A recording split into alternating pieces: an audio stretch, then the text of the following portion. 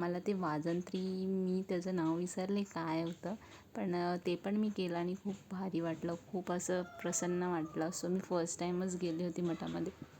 So काहीतरी basic rules असतात, तर ते माझ्याकडून मिस झाले. तर ते मला सांगत होते असं नाही असं कर. सो तुम्ही बघताल की मी कुठेतरी अशी एक्सप्रेशन देते की अरे सॉरी सॉरी सॉरी सॉरी. असं सगळं होतं. आणि एक खूप म्हणजे खूप मस्त गोष्ट झाली, जेव्हा मी हे वाजवत होते तेव्हा सगळेजण चहा पित होते. आणि मी युजली टी पर्सन नाही आहे, तर मी चहा पीत नाही. आणि स्वामींपुढे प्रसाद म्हणून चहा ठेवला होता, जस्ट बिकॉज स्वामींना पण चहा आवडतो म्हणून ते ठेवतात. तर चहा ठेवला होता आणि माझं हे वाजून झालं आणि मी बसले आणि तो स्वामींच्या जवळचा चहा मला आणून दिला. इमॅजिन करा किती मस्त गोष्ट आहे ना. आषाढी एकादशी आहे आणि स्वामींच्या पुढचा चहा तुम्हाला भेटतो आणि तुम्ही फर्स्ट टाईमच तिथे गेला आहात.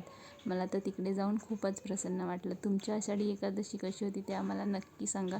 माझी तर खूपच मस्त